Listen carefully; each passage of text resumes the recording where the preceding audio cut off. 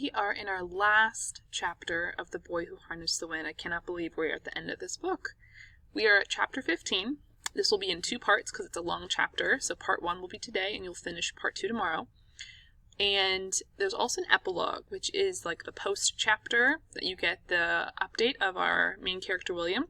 So I actually will have that as well as an optional reading next week if you want to listen to the epilogue. And then I'll have a couple of activities related to this book that you'll be completing next week as well. So let's start reading chapter 15, titled Meeting Ted and Tom. After arriving in Arusha, I boarded a bus to the Ngurto Mountain Lodge where the conference was being held. As the bus exited the airport, I gazed out the window to see if Tanzania looked any different from Malawi. But what I saw was very similar. The highway was filled with minibuses crammed with people. A giant lorry belched smoke and swerved to miss an old man on a bicycle.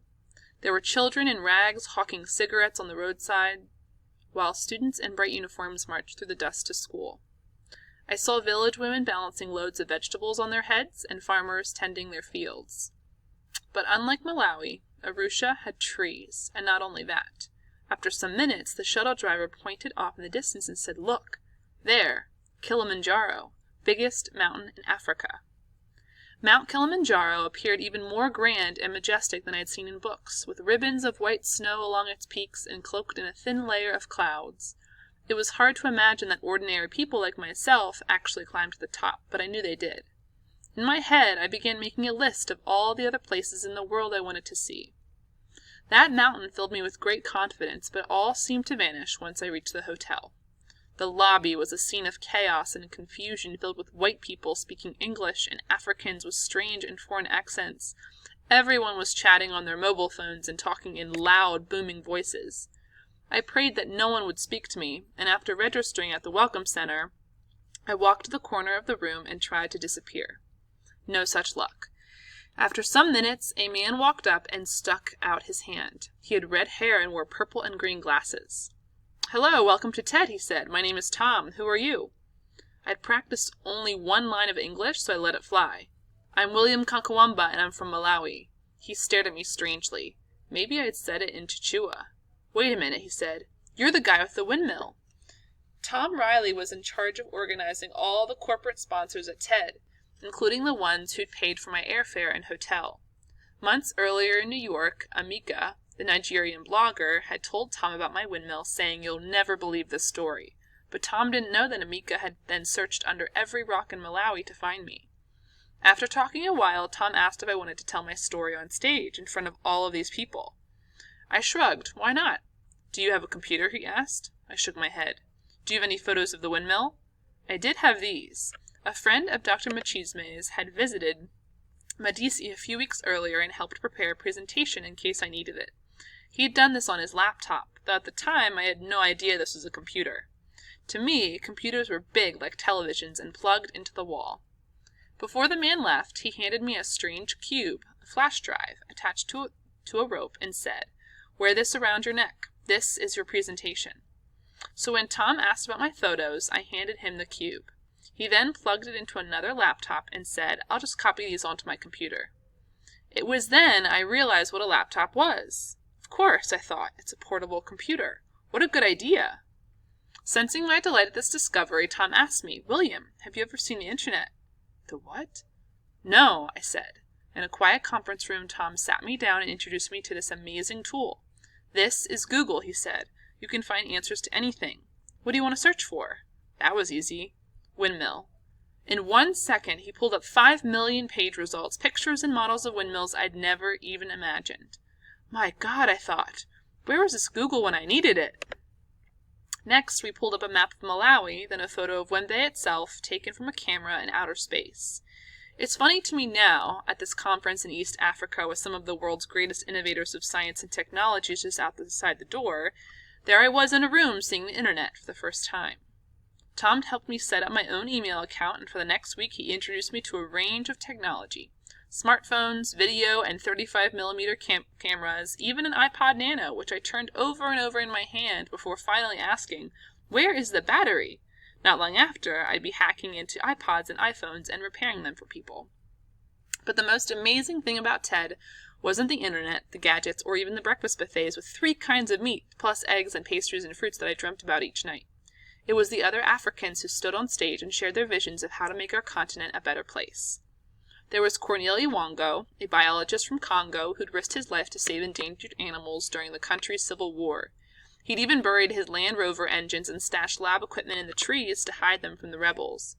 A man from Ethiopia invented a kind of refrigerator that works using water evaporation from sand.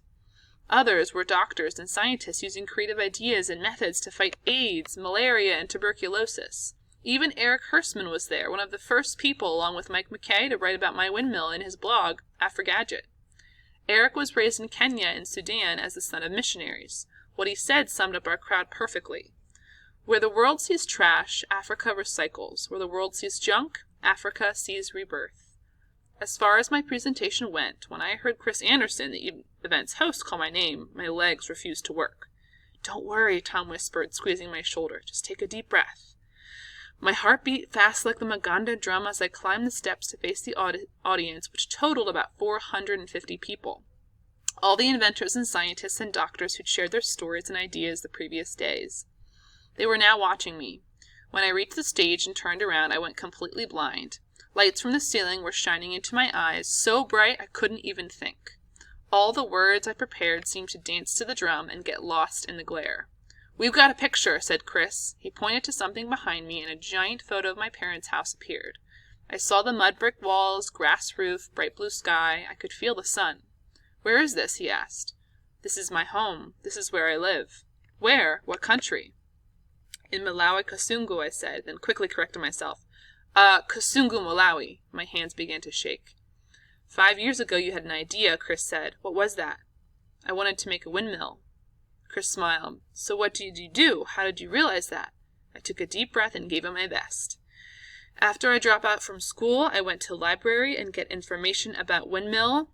Keep going, and I try, and I made it. I expected the audience to laugh at my silly English, but to my surprise, all I heard was applause. Not only were they clapping, but they were standing and cheering, and when I finally returned to my seat, I noticed that several were even crying.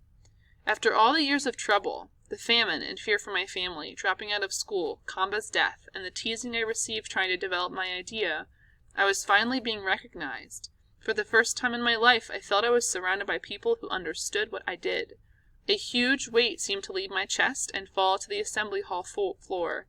I could finally relax. I was now among colleagues. For the next couple of days, they lined up to meet me. "William, can I take my photo with you?"